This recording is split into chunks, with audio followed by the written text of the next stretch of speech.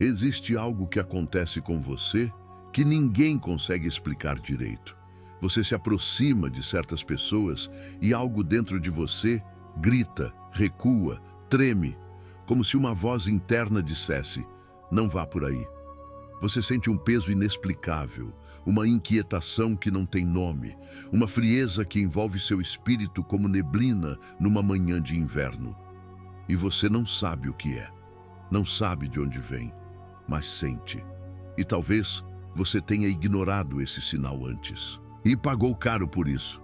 Talvez você tenha aberto as portas do seu coração para alguém que parecia ser a resposta de Deus, que chegou no momento certo, com as palavras certas, com a aparência espiritual certa. E ao longo do tempo, você foi percebendo que algo estava errado, que a paz foi embora, que a alegria foi embora, que a sua fé foi se tornando cada vez mais pesada, cada vez mais difícil de sustentar. E você não conseguia entender por quê. Porque a pessoa continuava parecendo boa, continuava falando de Deus, mas o estrago acontecia por dentro, silenciosamente, como veneno que não tem gosto, mas que vai minando o organismo dia após dia. Se você já viveu isso, eu preciso que você saiba, você não estava fraco, você não estava louco.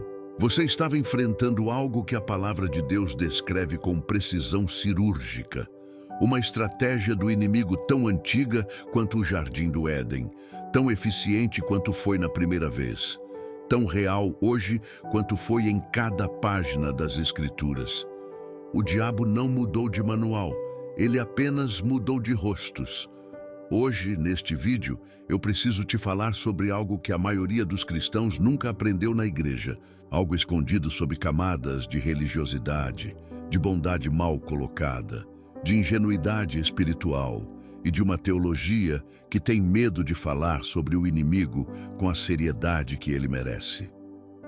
Estou falando de uma das estratégias mais perigosas do adversário: enviar demônios disfarçados de pessoas para destruir a sua vida, a sua fé, o seu chamado e o seu destino.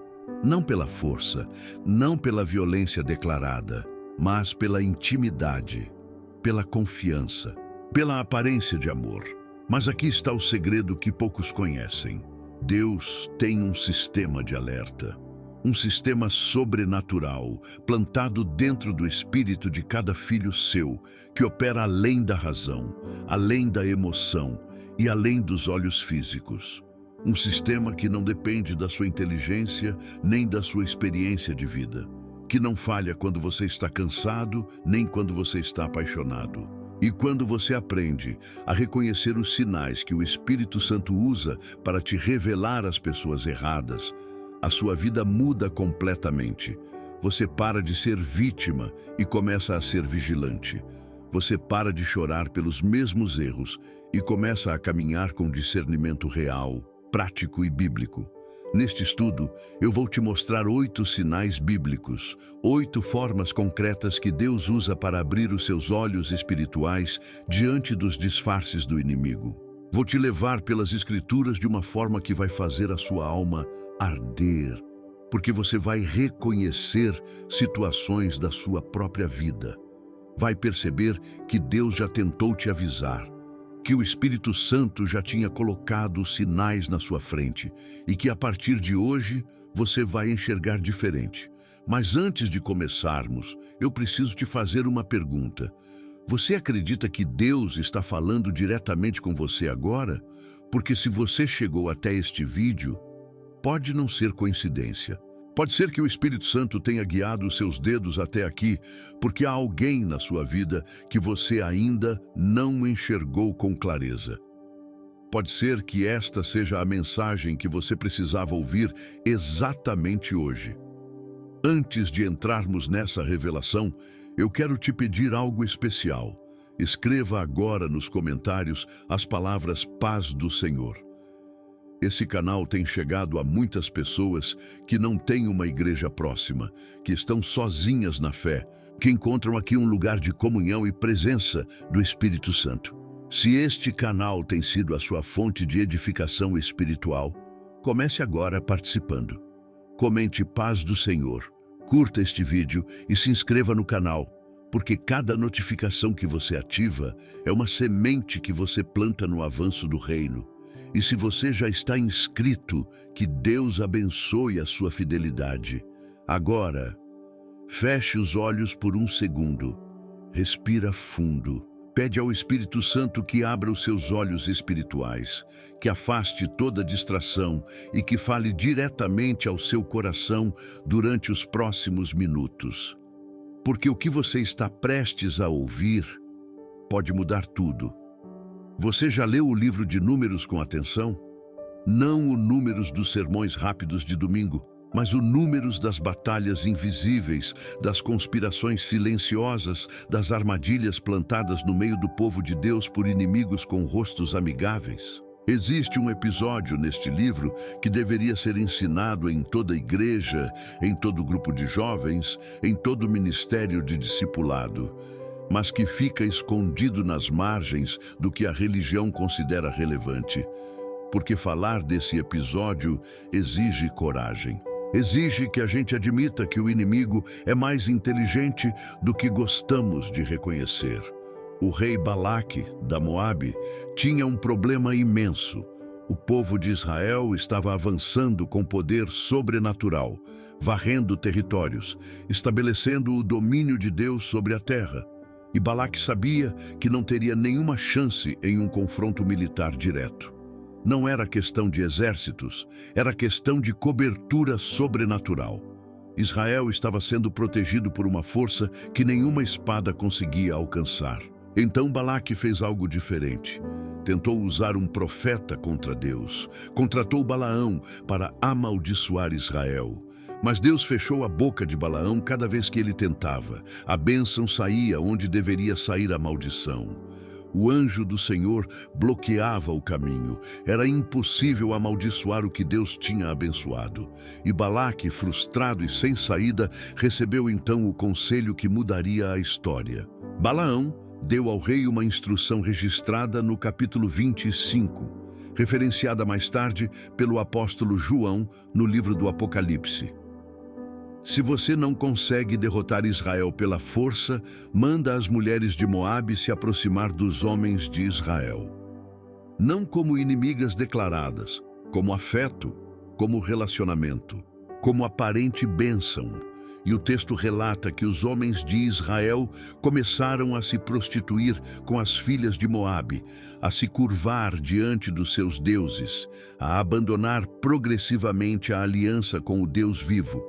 E o julgamento de Deus veio sobre Israel não por causa de um exército inimigo, mas por causa de relacionamentos que pareciam simplesmente humanos. Este é o primeiro sinal que Deus usa para te revelar um demônio disfarçado, quando o ataque não vem de fora, mas de dentro. Quando a destruição não vem do inimigo declarado, mas do companheiro de jornada. Quando você começa a perceber que desde que aquela pessoa entrou na sua vida, algo mudou de forma profunda e progressiva. A sua oração ficou mais fria. A sua fé ficou mais fraca. A sua vontade de servir a Deus foi diminuindo aos poucos, tão suavemente, tão gradualmente, que você mal percebeu o processo acontecendo. Como uma panela de água que aquece devagar demais para o sapo perceber o perigo. Isso não é coincidência, isso é estratégia. O inimigo é paciente. Ele não precisa destruir você em um dia. Ele precisa apenas introduzir alguém que vai esfriando a sua chama dia após dia, semana após semana, até que um dia você olhe para trás e não reconheça mais a intimidade que tinha com Deus. E a pessoa que iniciou esse processo continua ali do seu lado, com o mesmo sorriso, talvez até falando as mesmas palavras espirituais. Mas o fruto do relacionamento é um afastamento progressivo do coração de Deus. O Espírito Santo coloca no coração do seu filho um alarme silencioso que se ativa quando alguém com espírito contrário entra no círculo íntimo. Não é ódio, não é preconceito, não é julgamento apressado, é discernimento. É o mesmo Deus que impediu Balaão de abrir a boca, te impedindo de abrir o coração para quem foi enviado para te destruir. Esse alarme se manifesta de formas diferentes em pessoas diferentes. Uma inquietação que não passa, uma dificuldade de se sentir em paz depois de estar com aquela pessoa, uma sensação de que algo está errado, que você não consegue nomear, mas que o seu espírito insiste em registrar.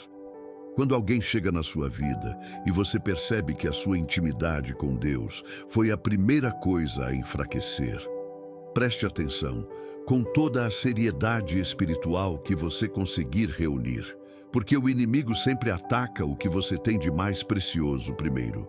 E o que você tem de mais precioso não é a sua saúde, não é o seu dinheiro, não é o seu casamento, é a sua conexão com o Pai. Quando essa conexão começa a enfraquecer, depois que alguém entrou, é hora de perguntar ao Espírito Santo com toda a seriedade: quem é esta pessoa realmente? Porque o inimigo de Israel não precisou de exércitos, precisou apenas de relacionamentos estrategicamente posicionados. E o que funcionou no deserto, ele continua tentando na sua vida. O profeta Elias estava no pico da sua vida espiritual. Tinha acabado de protagonizar uma das batalhas mais épicas de toda a narrativa bíblica.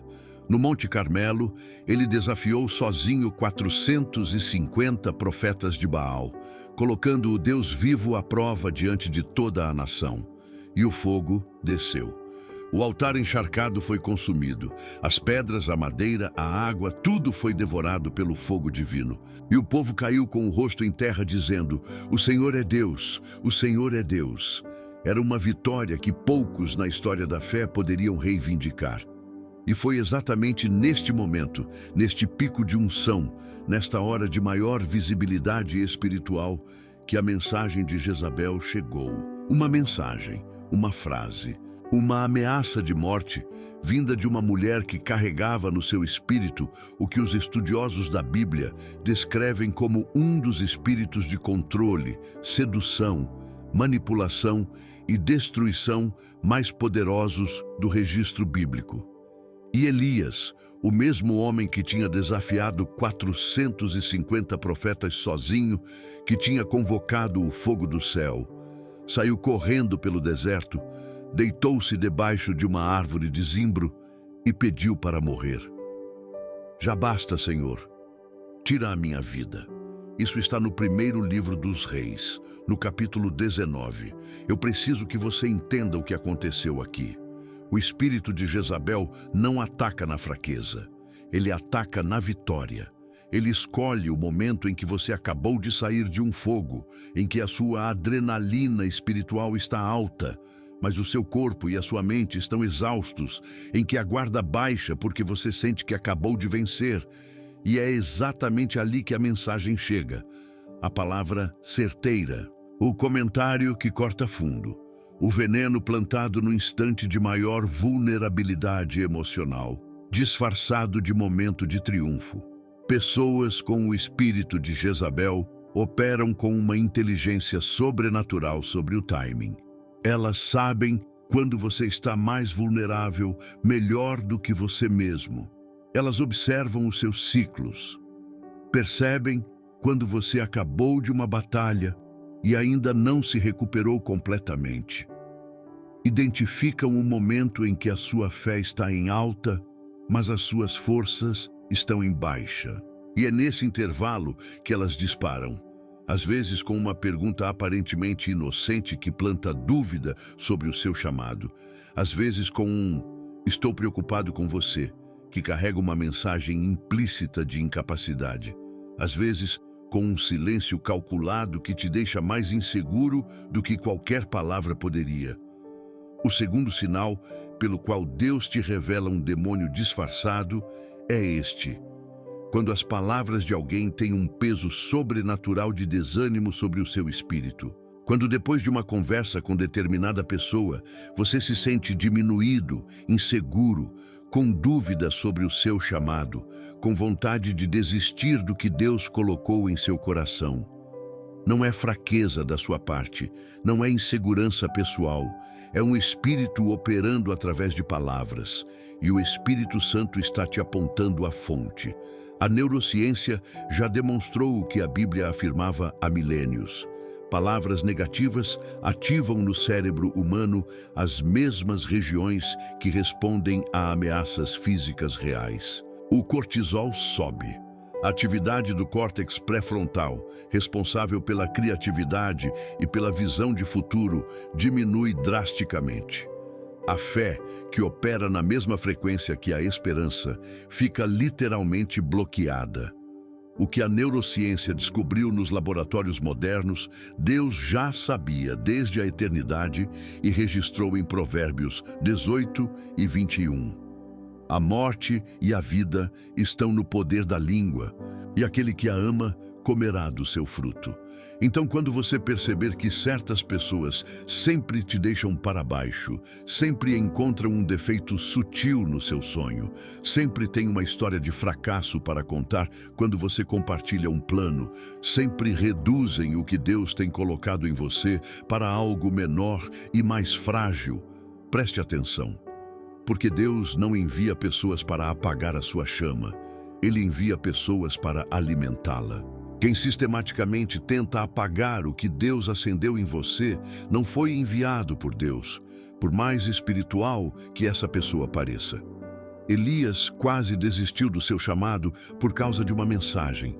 Não deixe que uma mensagem, uma pessoa, um espírito, desmotive o que Deus levou anos para construir em você. No Evangelho de João, capítulo 13, existe uma cena que tem o poder de partir o coração de qualquer cristão que a lê com atenção genuína. Jesus está à mesa com os 12, a última ceia. O momento mais carregado de significado eterno de toda a história da humanidade está sendo vivido em tempo real. E Jesus, sabendo de tudo o que está por vir, olha para os seus discípulos e diz: "Um de vós me trairá." O silêncio que se seguiu deve ter sido pesado como chumbo. Os discípulos começam a se olhar, a se perguntar, a se questionar, e aqui está a parte que precisa ser lida com muita atenção. Nenhum deles apontou para Judas imediatamente. João perguntou a Jesus em segredo quem era. Pedro pediu que João perguntasse. Havia confusão, havia a incapacidade coletiva de identificar o traidor, porque Judas era convincente demais. Estava integrado demais. Era aparentemente dedicado o suficiente para não despertar suspeita imediata. Judas não era um estranho infiltrado de última hora. Era o tesoureiro do grupo. Era o responsável pelas finanças do ministério mais importante que o mundo já viu. Carregava a bolsa com os recursos do próprio Jesus. Era confiável o suficiente para ter recebido essa responsabilidade. Participava das pregações. Testemunhou os milagres, os cegos abrindo os olhos, os mortos ressuscitando, os pães e peixes se multiplicando. Provavelmente orava junto com os demais.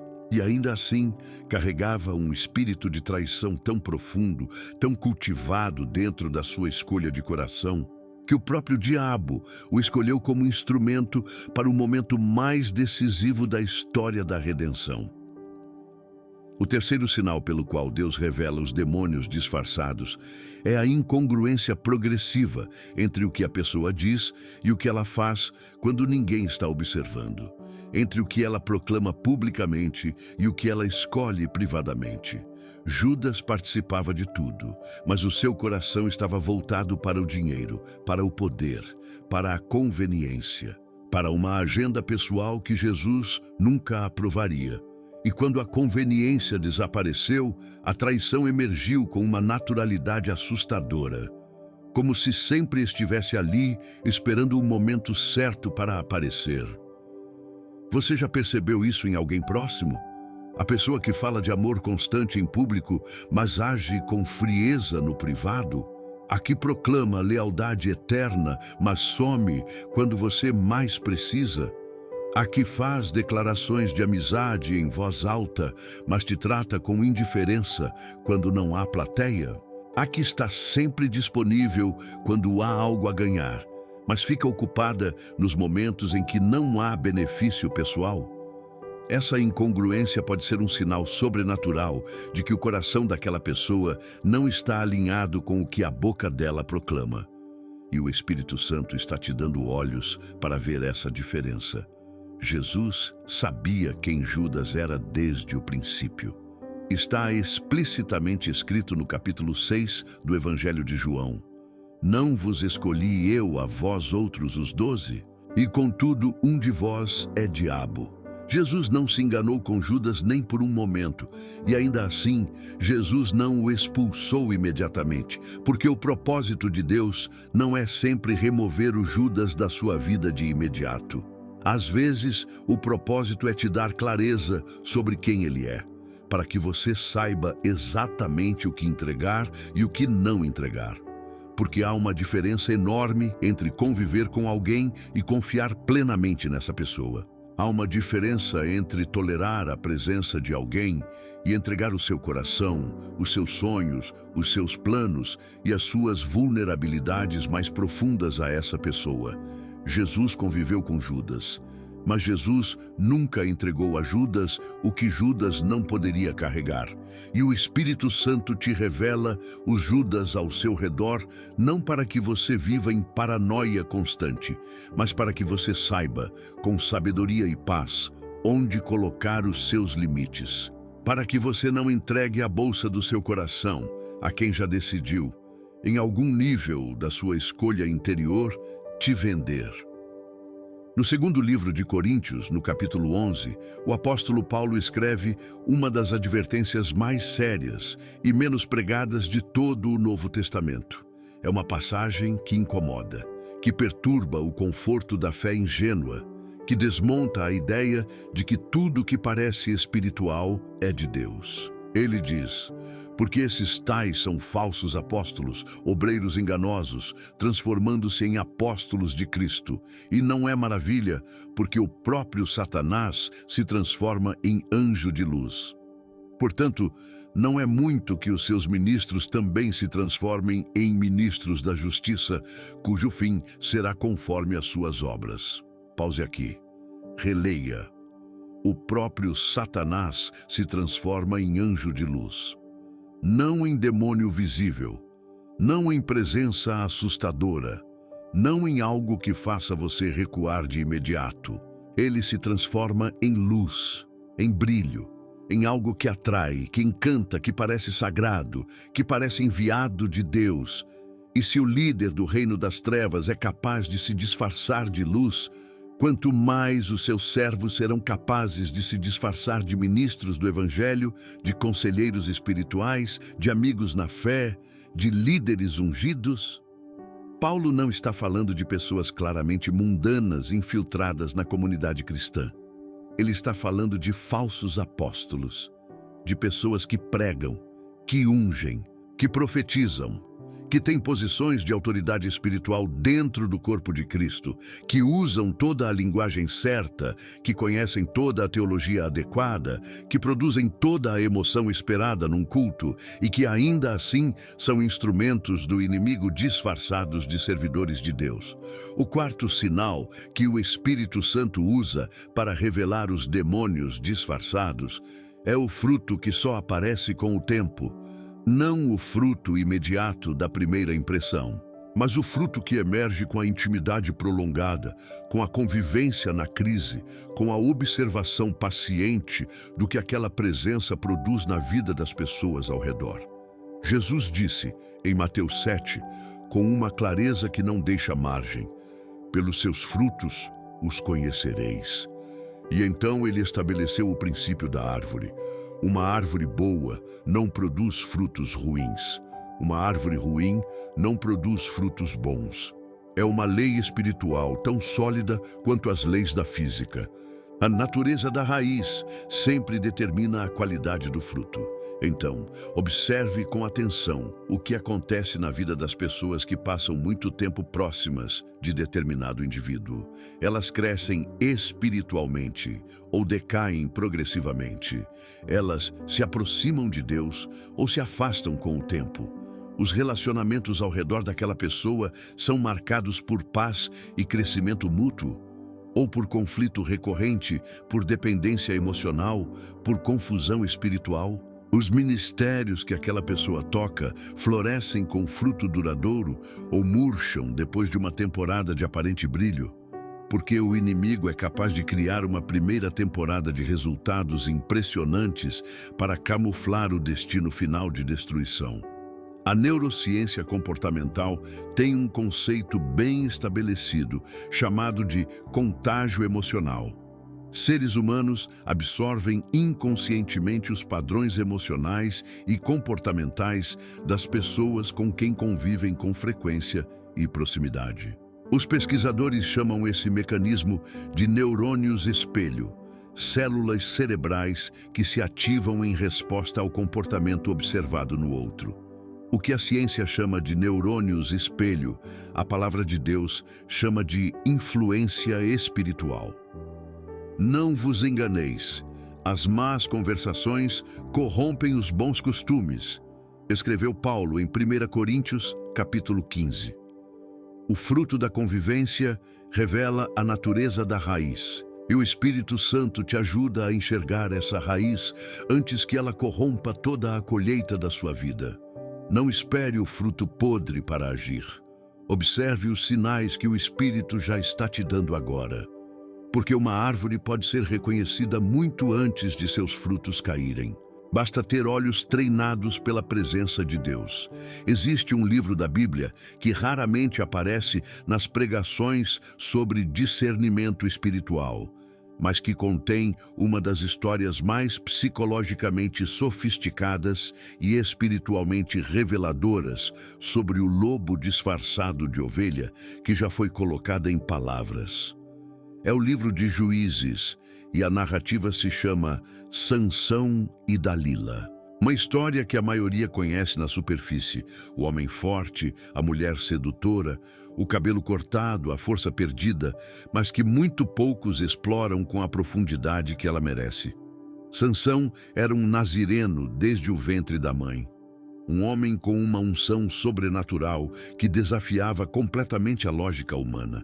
Ele matou um leão com as próprias mãos, como quem mata um cabrito. Derrotou 30 homens sozinho. Matou 1000 filisteus com a queixada de um jumento. Carregou as portas de Gaza nos ombros e escalou com elas até o topo de um monte. Era um homem de chamado extraordinário, com um dom que não tinha paralelo na sua geração. E foi exatamente por causa desse chamado que o inimigo investiu com tanta precisão para destruí-lo. Não com um exército, com uma mulher, com um relacionamento, com afeto e intimidade. O texto de Juízes 16 relata que Dalila perguntou a Sansão 3 vezes sobre o segredo da sua força. 3 vezes ele deu respostas falsas. 3 vezes ela testou as respostas com os filisteus escondidos, esperando do lado de fora. E 3 vezes ficou comprovado que Sansão sabia que ela estava tentando entregá-lo. Ele sabia. O texto deixa isso claro. E ainda assim, ele ficou. E na 4ª vez, ele contou a verdade. Por que um homem tão poderoso ficou? Por que alguém com aquela unção, com aquelas evidências claras de traição, não foi embora? O texto responde com uma das frases mais reveladoras sobre a psicologia da manipulação emocional que já foram escritas. Ela o pressionou com palavras todos os dias e toda a noite, de tal forma que a sua alma ficou angustiada até a morte. Não foi sedução apenas, foi pressão contínua, foi desgaste sistemático. Foi a estratégia de erosão emocional, onde a pessoa não te derruba num golpe. Ela simplesmente não para, dia após dia, até que a sua resistência se quebre, não pela convicção, mas pelo cansaço. O 5º sinal que Deus usa para revelar os demônios disfarçados é quando alguém usa a intimidade como ferramenta de extração e o afeto como moeda de troca. Quando o amor que a pessoa demonstra é condicionado ao que você está disposto a ceder. Quando a proximidade é usada estrategicamente para te fazer abrir mão progressivamente das suas convicções, dos seus limites, dos seus segredos ou da sua proteção espiritual. Dalila não amava Sansão. Ela precisava do que Sansão tinha e usou tudo o que parecia amor para extrair exatamente isso. O espírito que operava através de Dalila é o mesmo que opera através de certas pessoas hoje. Não é a força bruta, é a pressão persistente. Não é o confronto aberto, é a erosão silenciosa. Pessoas com esse espírito fazem você se sentir culpado quando você diz não. Usam o seu amor por elas como alavanca para te fazer coisas que o seu espírito rejeita, que a sua consciência questiona, que o Espírito Santo sinaliza como errado. E elas fazem isso com paciência, com consistência, com a expertise de quem conhece os seus pontos de ruptura. O Espírito Santo coloca um alerta físico e espiritual no corpo do crente diante dessas situações. Às vezes é uma tensão persistente no peito. Às vezes é um sono que não vem depois de determinadas conversas. Às vezes é uma inquietação que permanece mesmo após horas de oração. Às vezes é um choro sem motivo aparente que é, na verdade, o espírito dentro de você, reconhecendo o que a sua mente ainda não quer admitir. Esse desconforto não é fraqueza emocional. É o sistema imunológico espiritual funcionando exatamente como foi projetado, reconhecendo a presença de um agente destruidor disfarçado de fonte de amor. Dalila custou a Sansão os olhos, a liberdade e a vida. O Espírito Santo pode te custar apenas uma conversa difícil e uma decisão corajosa. O apóstolo Pedro cometeu um dos erros mais surpreendentes da narrativa bíblica logo depois de uma das confissões mais gloriosas que a história da fé já registrou. Estavam em Cesareia de Filipe. Jesus pergunta quem eles dizem que ele é. E Pedro, movido por uma revelação que não veio da carne nem do sangue, mas do próprio Pai Celestial, responde: Tu és o Cristo, o Filho do Deus vivo. Jesus o abençoa. Diz que sobre aquela pedra edificaria a sua igreja. Diz que as portas do Hades não prevaleceriam contra ela. Era o momento mais alto da trajetória de Pedro até então. E poucos versículos depois, quando Jesus começa a explicar que precisaria ir a Jerusalém, sofrer, ser morto e ressuscitar no terceiro dia, Pedro o toma de lado e começa a repreendê-lo. Senhor, isso de modo algum te acontecerá. E Jesus vira para Pedro e diz uma das frases mais perturbadoras de todo o Evangelho. Arreda, Satanás, tu me és escândalo, porque não cogitas as coisas de Deus, mas as dos homens. O mesmo Pedro, o mesmo homem que minutos antes havia sido instrumento de revelação divina, foi, segundos depois, instrumento do inimigo, sem perceber, sem intenção de prejudicar, com um amor genuíno por Jesus que o motivava a querer protegê-lo. Mas a motivação era boa e o resultado era contrário à vontade de Deus. E Jesus não ficou analisando a intenção de Pedro. Ele identificou o espírito que estava operando através das palavras e o repreendeu diretamente. Isso revela o sexto sinal pelo qual Deus te mostra os demônios disfarçados. Quando o conselho de alguém soa razoável, amoroso, bem intencionado na superfície, mas vai consistentemente na direção contrária da vontade de Deus para a sua vida específica. Quando cada vez que você recebe uma direção de Deus, essa pessoa tem um argumento plausível para por que você não deve seguir. Quando cada vez que o Espírito Santo te chama para um passo de fé, essa pessoa encontra uma preocupação legítima para segurar os seus pés. Quando cada vez que você sente a chama do seu chamado se acendendo, essa presença sopra suavemente nela até que a chama diminua. Pedro não estava sendo malicioso.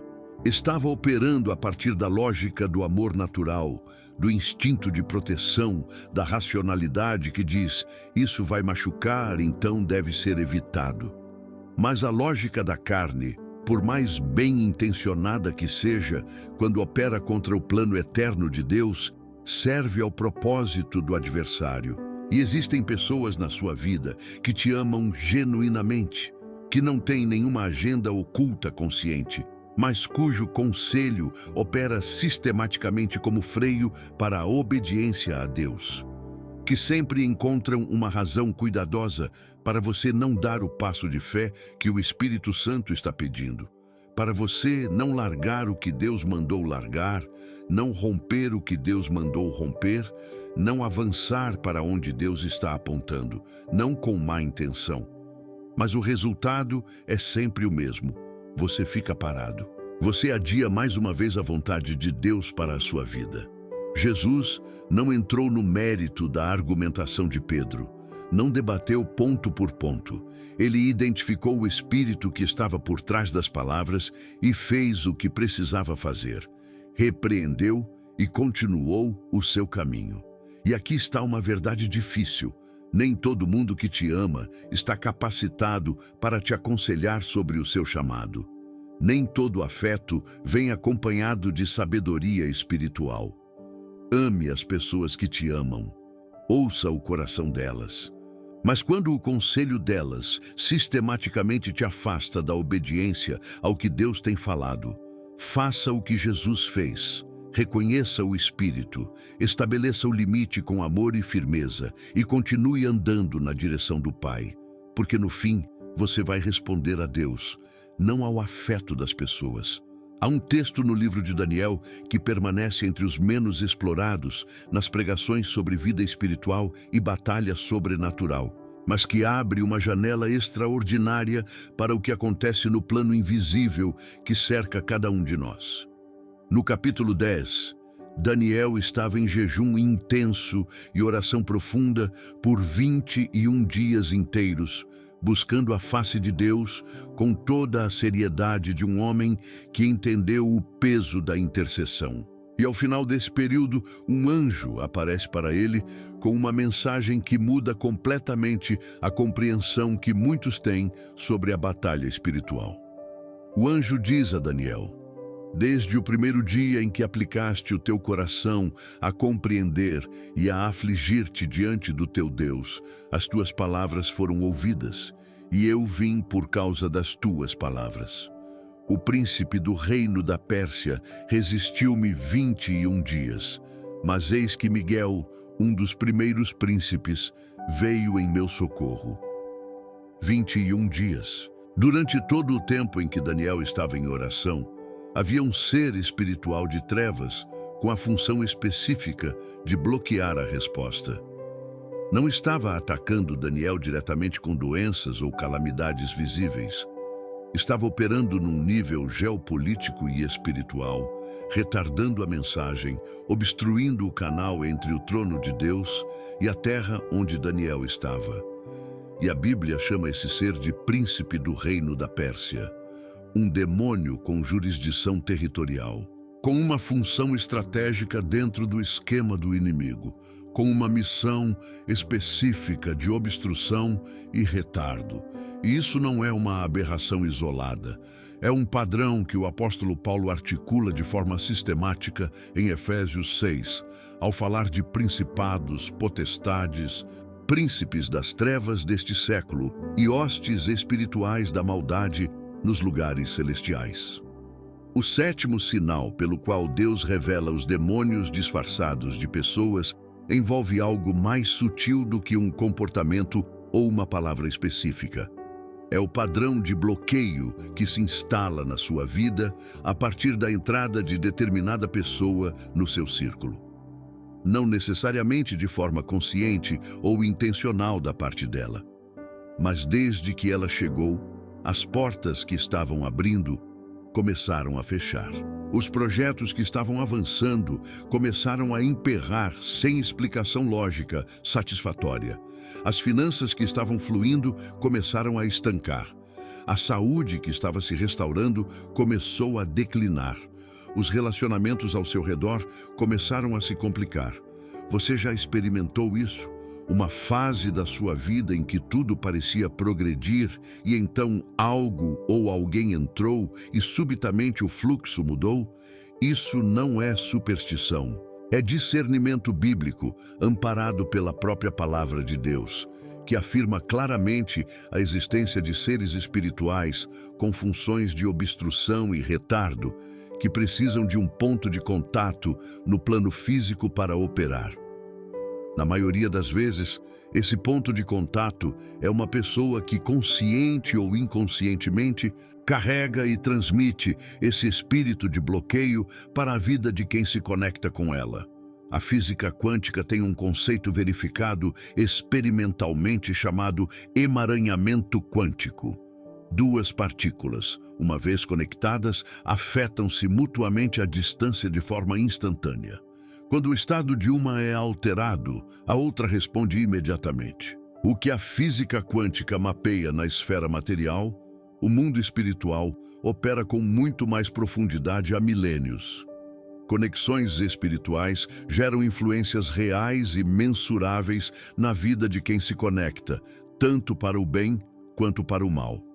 Quando você perceber esse padrão de bloqueio chegando junto com a entrada de determinada pessoa, não entre em pânico, não saia atirando acusações e, acima de tudo, não desista do seu propósito. Daniel não desistiu. Ele continuou no jejum, na oração, no posicionamento diante de Deus. A resposta estava vindo desde o primeiro dia. Nunca foi um problema de Deus não ter ouvido. Era uma batalha no plano espiritual que precisava ser vencida pela persistência da fé. E quando você reconhece a fonte do bloqueio, quando o Espírito Santo te revela de onde vem a obstrução, você pode interceder com precisão, estabelecer limites com sabedoria e romper aquele padrão pela autoridade que você tem em Cristo Jesus. A carta de Judas, o irmão de Tiago e meio-irmão de Jesus segundo a carne, é um dos textos mais vigorosos e menos lidos de todo o cânon bíblico. Tem apenas 25 versículos, cabe em menos de uma página, mas cada um desses versículos é uma bomba de discernimento espiritual que explode as ilusões construídas pela ingenuidade religiosa. Judas escreveu a carta com um propósito único e declarado: alertar os crentes sobre homens que tinham se infiltrado secretamente na comunidade cristã, que transformavam a graça de Deus em libertinagem e negavam Jesus Cristo. Ele queria escrever sobre a salvação comum, mas sentiu a urgência de mudar o tema, porque a ameaça por dentro era mais urgente do que qualquer reflexão geral sobre a fé. E Judas os descreve com uma série de imagens que têm uma precisão tão poética quanto devastadora. Ele diz que eles são nuvens sem água, levadas pelos ventos. Pause nisso. Nuvens que prometem chuva, que aparecem no horizonte com a grandiosidade de quem vai trazer refrigério, que fazem você levantar o rosto para o céu com expectativa, esperando que a seca termine, esperando o alívio que parecia tão próximo. Mas não tem água. Passam. São levadas pelo vento para outro lugar. E a terra fica ainda mais seca do que antes, porque a esperança que não se cumpre é mais pesada do que a seca que nunca prometeu nada. Quantas pessoas assim você já encontrou na sua caminhada, que chegaram com toda a aparência de quem traria a chuva espiritual que você precisava, com palavras poderosas, com presença carismática, com promessas de transformação, com a linguagem certa de quem conhece o Espírito Santo. E com o tempo, você percebeu que eram palavras apenas, que a substância não estava lá, que depois de todo o entusiasmo, você estava mais seco do que antes de conhecê-las. Judas continua descrevendo esses infiltrados como árvores outonais, sem fruto, 2 vezes mortas, arrancadas pela raiz. A imagem do outono é poderosa. A árvore outonal tem folhas ainda, tem uma beleza de fim de estação, cores quentes, uma aparência que ainda impressiona. Mas o outono é a estação em que os frutos já acabaram, a produção já foi. Quando você chega com fome buscando alimento, a árvore está linda, mas a mão volta vazia. O oitavo sinal pelo qual Deus revela os demônios disfarçados é que eles nunca produzem crescimento espiritual, genuíno e duradouro nas pessoas ao seu redor. Por mais que produzam emoção, entusiasmo e aparência de vida espiritual vibrante. Eles podem criar climas de grande excitação religiosa. Podem produzir experiências intensas que parecem sobrenaturais. Podem criar a sensação de que algo grande está acontecendo. Mas quando você olha com atenção para a trajetória das pessoas que passaram muito tempo sob a influência delas, ao longo de meses e anos, não há crescimento real em direção à maturidade em Cristo. Não há raízes aprofundadas na palavra, não há desenvolvimento do caráter, que é o fruto mais autêntico do Espírito Santo. Há dependência crescente da pessoa, do ministério, da experiência emocional, mas não de Deus.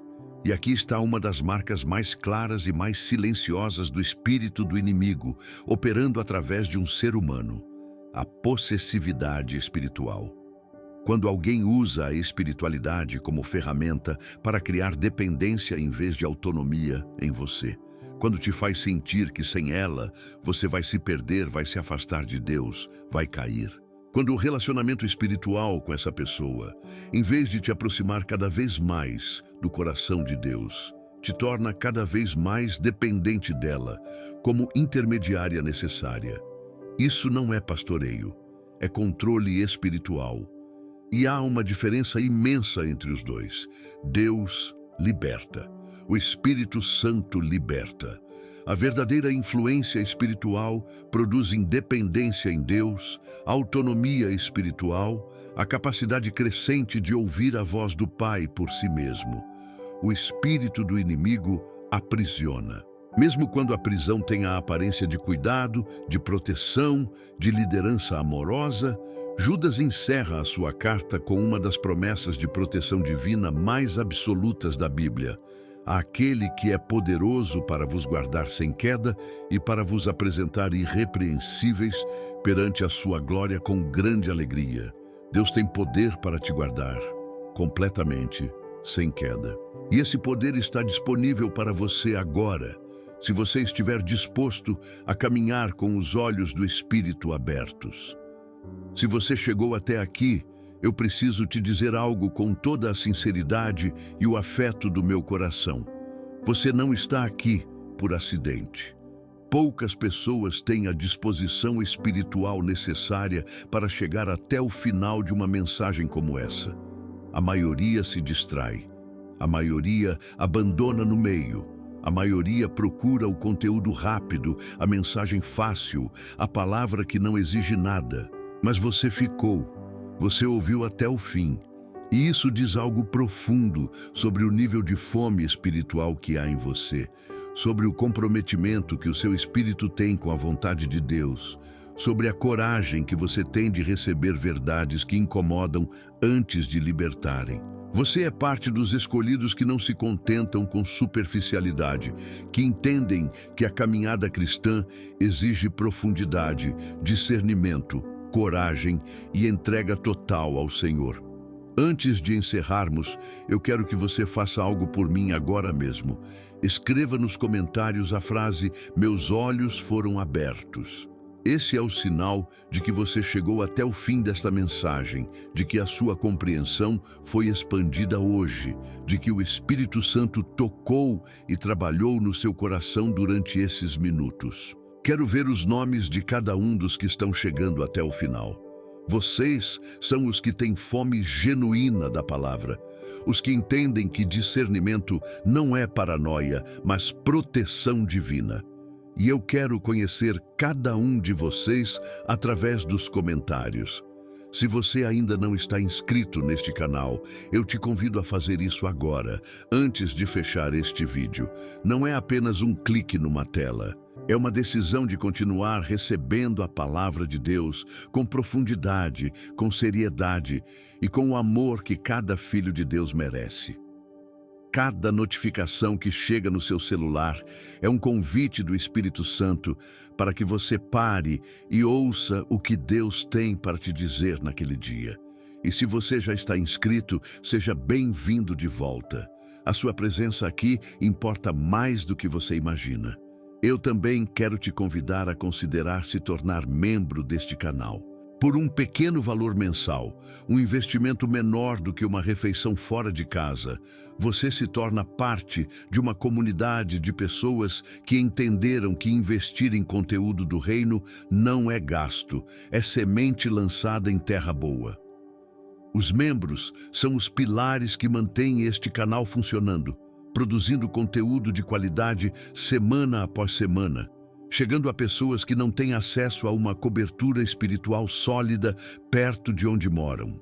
Se você já é membro, que Deus derrame sobre você uma bênção multiplicada, restaurada e transbordante por cada mês de fidelidade. E se ainda não é, o link está na descrição. Considere hoje. E agora, antes de fechar este vídeo, eu quero que você pare um momento. Levante as suas mãos, se puder, e diga em voz alta com convicção e com gratidão: Senhor, eu te agradeço pela mensagem de hoje. Agradeço pelos olhos espirituais que tu me dás. Guarda o meu coração de todo engano, de toda infiltração, de todo demônio disfarçado, e que eu caminhe com o discernimento do Espírito Santo todos os dias da minha vida. Em nome de Jesus. Que Deus abençoe cada área da sua vida, o seu lar, a sua família, o seu chamado e todos que você ama. Até o próximo vídeo.